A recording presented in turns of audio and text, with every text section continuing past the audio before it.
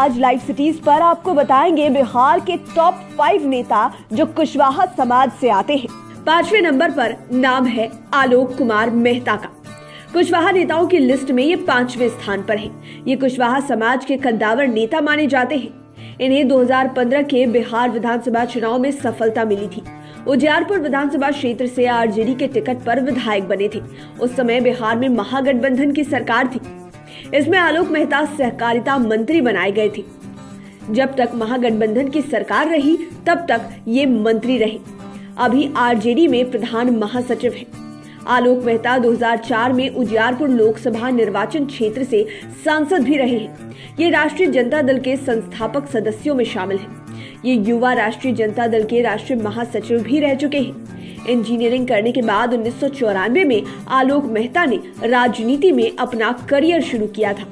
ये परिवहन, पर्यटन और संस्कृति से संबंधित समितियों के सदस्य भी रहे हैं।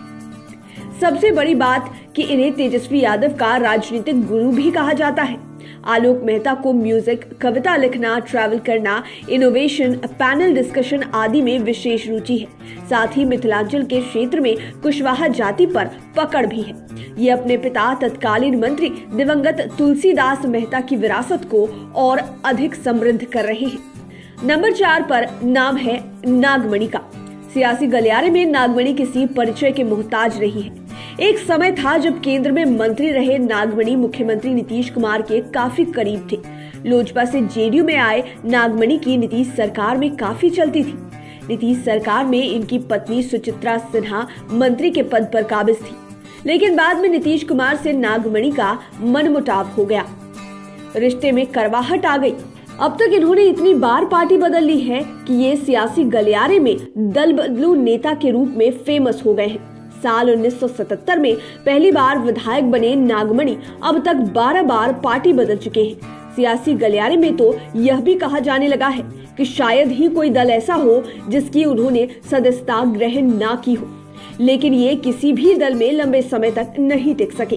पिता जगदेव प्रसाद की पार्टी शोषित समाज दल से राजनीति में एंट्री करने वाले नागमणि अब तक जनता दल, आरजेडी लोकतांत्रिक, बीजेपी, लोक जनशक्ति पार्टी, जेडीयू, एनसीपी, आजसू समेत अन्य पार्टियों में शामिल हो चुके हैं। इसके अलावा उन्होंने समरस समाज नामक अपनी पार्टी भी बनाई थी, लेकिन 2017 में उन्होंने उसका विलय उपेंद्र कुशवाहा की पार्टी राष्ट्रीय लोक समता पार्टी में कर लिया था।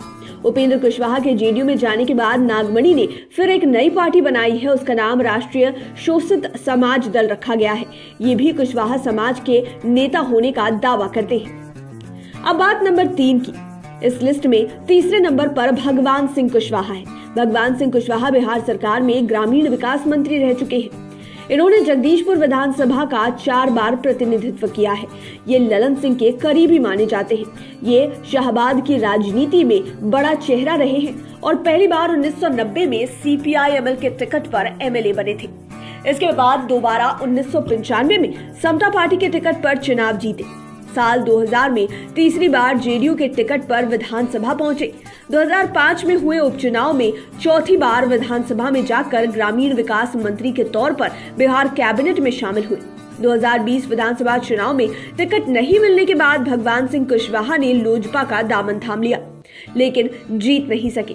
कुशवाहा जाति पर पकड़ रहने के कारण ये दूसरे स्थान पर रहे और जेडीयू उम्मीदवार को तीसरे स्थान से संतोष करना पड़ा था।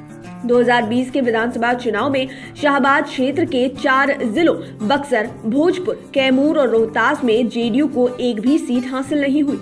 जेडीयू में मैसेज गया कि कुशवाहा समाज पर इनकी अच्छी पकड़ होने की वजह से जेडीयू को यहां हार का सामना करना पड़ रहा है। ऐसे में जेडीयू के राष्ट्रीय अध्यक्ष की कुर्सी संभालते ही ललन सिंह ने सबसे पहले भगवान सिंह कुशवाहा को पार्टी में शामिल कराया।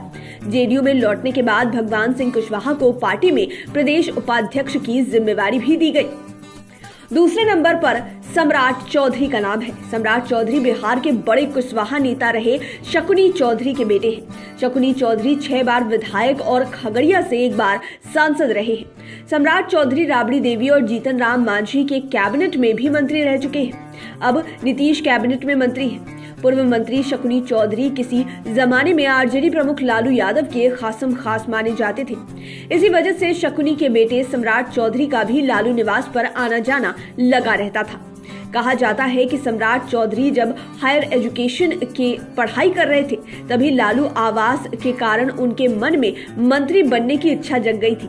बेटे की महत्वाकांक्षा से शकुनी चौधरी ने लालू यादव को अवगत कराया। इस पर लालू ने सम्राट चौधरी से मिलना चाहा। पहली बार मुलाकात में सम्राट चौधरी ने लालू को काफी प्रभावित कर लिया था। लालू ने फौरन कैबिनेट में शामिल करने की स्वीकृति भी दे दी। इस तरह सम्राट चौधरी बिहार के सबसे कम उम्र के मंत्री बन गए। उन्हें राबड़ी सरकार में माप तौल और बागवानी मंत्री बनाया गया, लेकिन विपक्ष ने उम्र को लेकर नया बखेड़ा शुरू कर दिया। फिर निर्धारित 25 वर्ष से भी कम एज होने के कारण उन्हें मंत्री पद से हटना पड़ा था। लेकिन पूर्वोत्तर बिहार में कुशवाहा समाज पर जबरदस्त पकड़ रहने के कारण ही आज सम्राट चौधरी बीजेपी के सबसे पॉपुलर नेता हो गए हैं। बिहार में बीजेपी कोटे से फिलहाल मंत्री बने हुए हैं। अब बात कुशवाहा नेताओं में नंबर 1 की। उपेंद्र कुशवाहा इस लिस्ट में सबसे पहले नंबर पर हैं। निर्विवादित रूप से उपेंद्र कुशवाहा जाति के सबसे बड़े नेता माने जाते हैं। राजनीति में आना इनका महज एक संयोग ही है। दरअसल इन्होंने वैशाली के समता कॉलेज के राजनीति विभाग में लेक्चरर के तौर पर करियर की शुरुआत की थी। इसी रास्ते 1985 में वह पॉलिटिक्स में आ गए और 1988 तक युवा लोकदल के राज्य महासचिव रहे। 1994 में उन्हें समता पार्टी का महासचिव बनाया गया। इसके बाद उनकी प्रभावशाली शैली की वजह से उन्हें स्टेट पॉलिटिक्स में महत्व मिलने लगी। इस दौरान समता पार्टी के प्रमुख नीतीश कुमार के साथ इनकी नजदीकियां खास तौर से चर्चा में रही। 2000 में समता पार्टी के टिकट पर विधानसभा पहुंचने वाले उपेंद्र कुशवाहा कुछ सालों के भीतर ही जेडीयू में नीतीश कुमार के बाद सबसे बड़े नेता माने जाने लगे।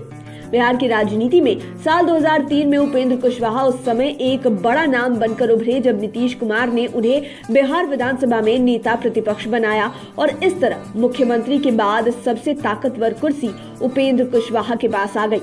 बढ़ती महत्वाकांक्षा की वजह से कई बार नीतीश कुमार से उनका मनमुटाव भी हुआ। अपने जीवन में कई बड़े दांव लगाने वाले कुशवाहा इस प्रयास में अब तक कई दलों का दामन थाम चुके हैं। बाद में उन्होंने रालोसपा यानी कि राष्ट्रीय लोक समता पार्टी के नाम से राजनीतिक दल बनाया, लेकिन एक बार फिर उपेंद्र कुशवाहा जेडीयू में शामिल हो गए। अभी जेडीयू संसदीय बोर्ड के राष्ट्रीय अध्यक्ष हैं। मुख्यमंत्री नीतीश कुमार से लेकर राष्ट्रीय अध्यक्ष ललन सिंह तक इनकी बातों की कद्र करते हैं। उम्मीद है ये वीडियो आपको पसंद आया होगा। इसी तरह के और वीडियोस के लिए आप हमारे चैनल लाइव सिटीज को सब्सक्राइब कर लें। फेसबुक पेज पर अगर आप ये वीडियो देख रहे हैं तो पेज को लाइक करें, साथ ही हमें ट्विटर पर जरूर फॉलो करें। धन्यवाद।